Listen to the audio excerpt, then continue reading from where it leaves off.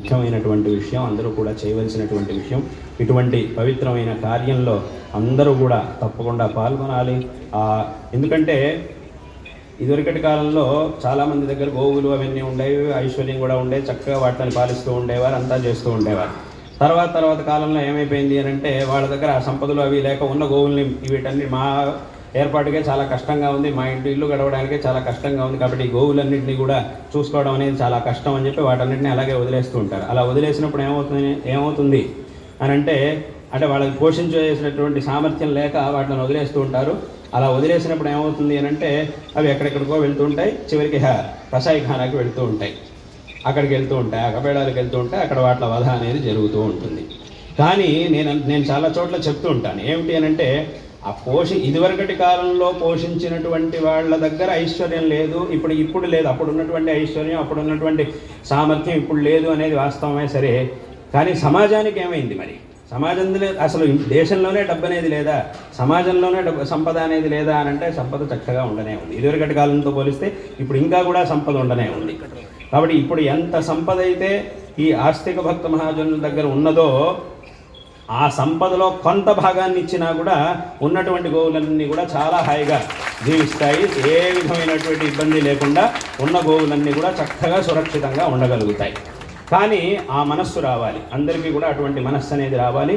ఆ ఏర్పాట్లు చేయాలి, దానికి కావాల్సినటువంటి రకరకాల ఏర్పాట్లని అందరూ కూడా చేయాలి. దీని గురించి అందరూ కూడా ఆలోచించాలి. ఇప్పుడే కొంతకాలం క్రితం, సరిగ్గా 15 రోజుల క్రితం మేము శృంగేరి దగ్గర ఉన్నటువంటి ఒక నగరంలో ఒక కార్యక్రమం చేశాం. అక్కడ ఏం జరిగింది, అక్కడ గోవుల యొక్క సంరక్షణ కోసమే ఒక కార్యాన్ని చేయడం జరిగింది.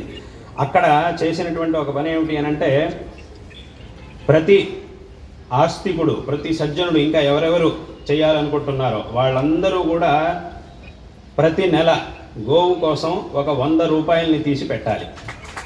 అలా 100 మంది ఈ కార్యక్రమం చెయ్యాలి అని అనుకున్న కొన్ని రోజుల్లోనే దాదాపుగా 4-5 వేల మంది దీనికోసం వచ్చారు, ముందుకు వచ్చారు. అందరూ కూడా దాంట్లో పాల్గొన్నారు. ఏమిటి అని అంటే అందరికీ తెలుసు, నెలకు ఒక 100 రూపాయలని గోవు సంరక్షణ కోసం తీసి పెట్టడం అంటే అది చాలా అసలు పెద్ద విషయమే కాదు, చాలా సులభమైనటువంటి విషయం. అంటే ఒక ఏడాదికి అంటే ఒక 1200 రూపాయలు, ఒక ఏడాదికి 1200 రూపాయలని గోవుల సంరక్షణ కోసం అని అందరూ కూడా తీసి పెడితే తద్వారా అదొక పెద్ద నిధిగా తయారవుతుంది.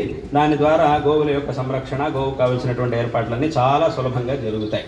ఇంకా ఎందుకంటే ఇట్లా ఇంకా చాలామంది వచ్చి చేరుతున్నారు, ఇంకా చాలామంది దాన్ని చేస్తున్నారు కూడా. అటువంటి ఒక కార్యక్రమాన్ని ఉద్ఘాటన చేయడం అనేది జరిగింది. అంటే ఆ గో సంరక్షణ చేయడానికి రకరకాల మార్గాలు ఉన్నాయి, ఎన్నో మార్గాలు ఉన్నాయి, సులభమైనటువంటి మార్గాలు కూడా ఎన్నో ఉన్నాయి.